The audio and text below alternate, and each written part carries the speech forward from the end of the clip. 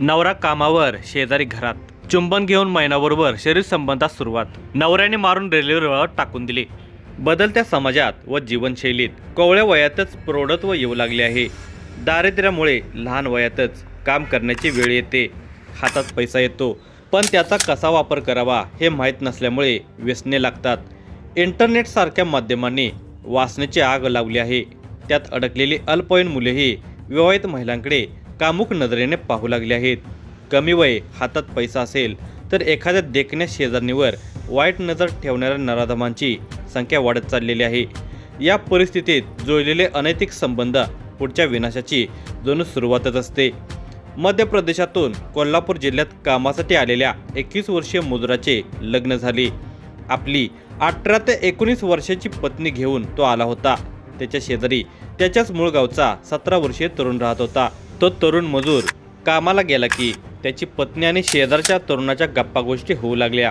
काही दिवसातच त्यांच्यात शरीर संबंध निर्माण झाले हे तिच्या पतीला समजले आणि वादाची ठिणगी पडली.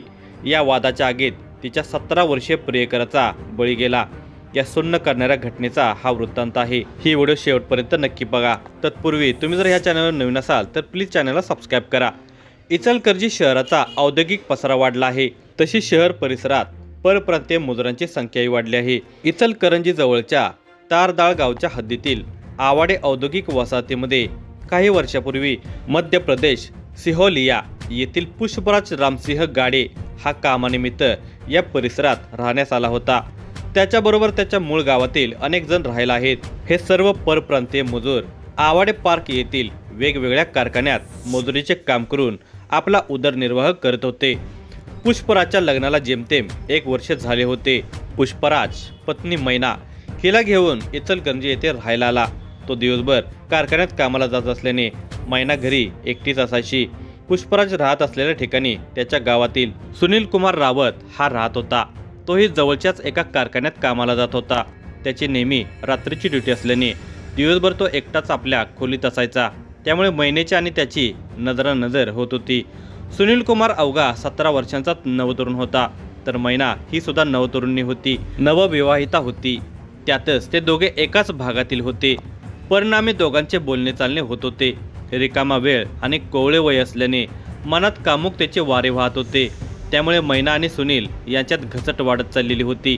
अलीकडे तर मोबाईलमुळे जवळीक वाढायला वेळ लागत नाही, चावटपणा वाढण्यास वेळ लागत नाही, तसेच कामुक बोलण्यासही मुभा मिळत असल्याचे चित्र आहे. या नवजवान तरुण तरुणीमधील भेट लवकरच मोडली आणि कामुक मेसेज, फोटो, व्हिडिओची देवाणघेवाण सुरू झाली. पाहता पाहता दोघे एकमेकाच्या जाळ्यात अडकत गेले. दिवसभर मैना घरी एकटीच असल्याचे सुनीलला माहीत होते. त्यामुळे तो तिचा नवरा पुष्पराज घरी नसताना तिला भेटायला आणि तिच्याशी बोलायला जात होता. तो तिला भाभी भाभी म्हणत होता. केसात भांग भरलेली मैना आपल्या चेहऱ्यावर घुंगट ओढत होती.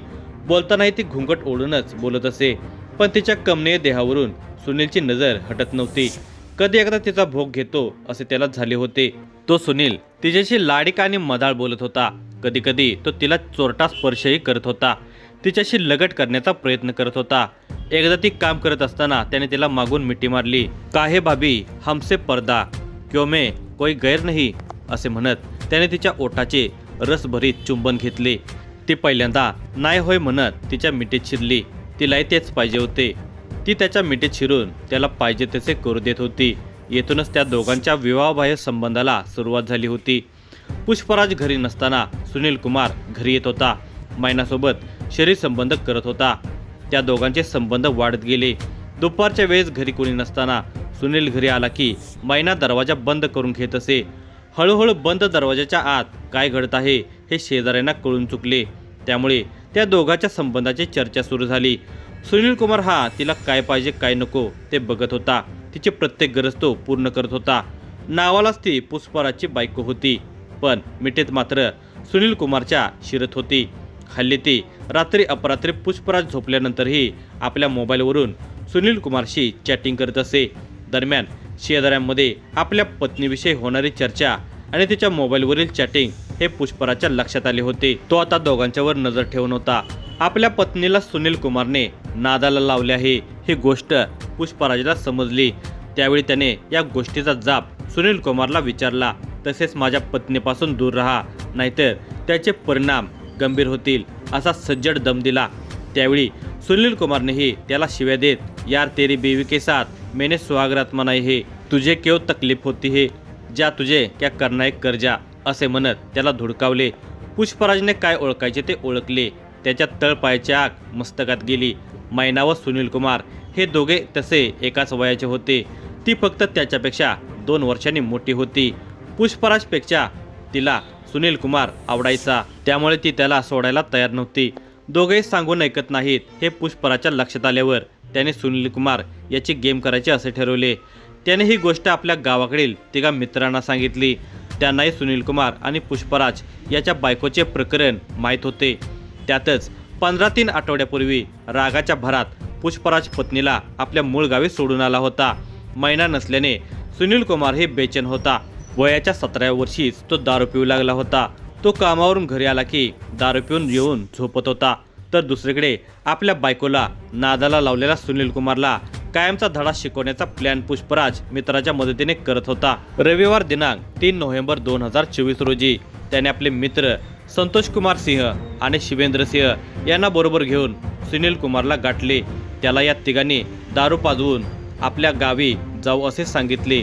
गावी गेल्यावर महिन्याची भेट होणार म्हणून सुनील कुमार हा त्याच्याबरोबर मध्य प्रदेशातील आपल्या गावी जाण्यास तयार झाला। मात्र त्या तिघांच्या मनात वेगळाच डाव होता हे सुनील कुमारच्या लक्षात आले नाही। पुष्पराज, संतोष कुमार आणि शिवेंद्र यांच्याबरोबर तो दारू प्यायला बसला। त्यावेळी त्याच्यासोबत आणखीन 4 अल्पवयीन मुले होती। सुनील कुमार हा त्या सर्वांना ओळखत होता। ते त्याच्याच गावचे असल्याने त्याला त्यांच्यासोबत दारू पिण्यास काही वाटले नाही। दारू पिता पिता मुद्दामच संतोष कुमार याने जाणून बुजून महिन्याचा विषय काढला। सगळ्यांना दारू चढली असल्याने महिन्याचा विषय निघताच सुनील कुमार याचा चेहरा मोहरला। त्याला महिन्याची ओढ निर्माण झाल्याने तो त्यांना कब निकलना हे गाव असे तो विचारू लागला। आपल्या बायकोबरोबर संबंध ठेवणाऱ्याचा बंदोबस्त केलाच पाहिजे म्हणून पुष्पराज जागेवरून उठला।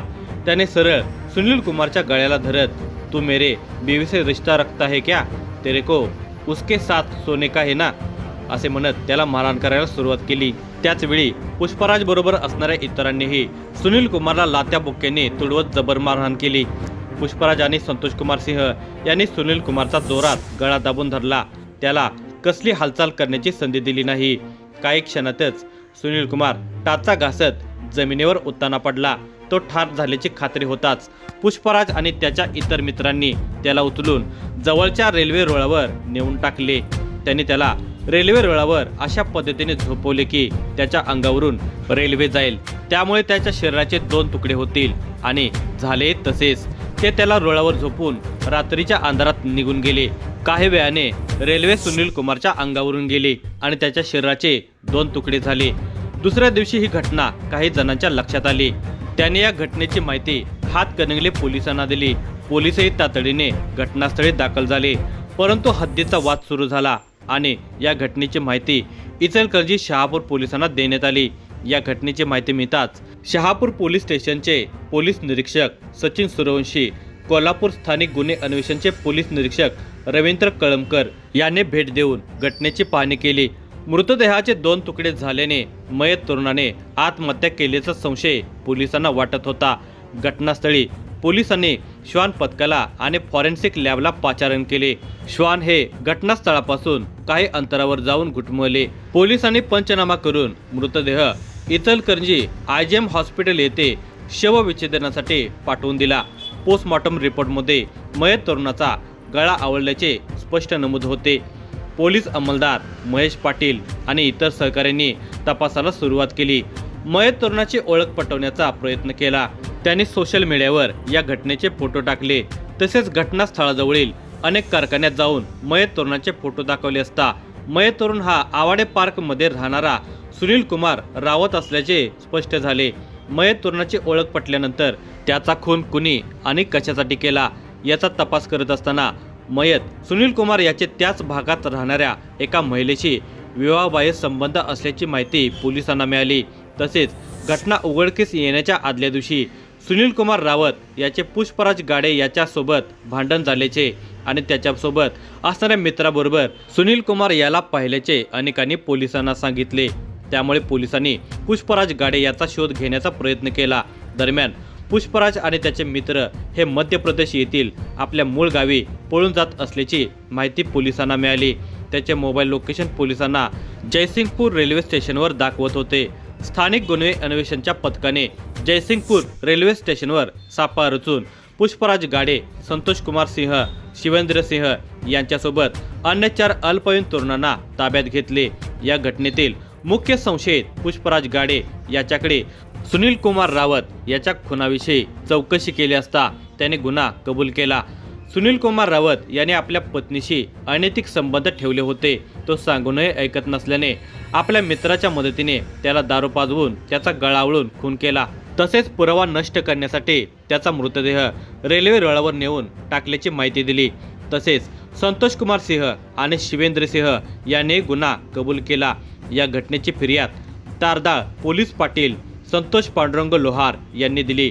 त्या फिर्यादीनुसार सुनील कुमार भगवानदास रावत वय वर्षे 17 याचा खून करून पुरावा नष्ट केल्याप्रकरणी पुष्पराज रामसिंह गाडे वय वर्षे 21, त्याचे मित्र संतोष कुमार जागेश्वर सिंह वय वर्षे 19, शिवेंद्र रामकुशन सिंह हे सर्व राहणार मध्य प्रदेश सध्या तारदाळ इचलकरंजी यांच्या विरोधात 103(1) प्रमाणे गुन्हा दाखल करून त्यांना इचलकरंजी येथील प्रथम वर्ग न्यायालयासमोर उभे केले असता त्यांना 4 दिवसांची म्हणजे 9 नोव्हेंबरपर्यंत पोलीस कोठडी सुनावली। तर अन्य 3 अल्पवयीन तरुणांना बाल सुधारगृहात पाठवून देण्यात आले।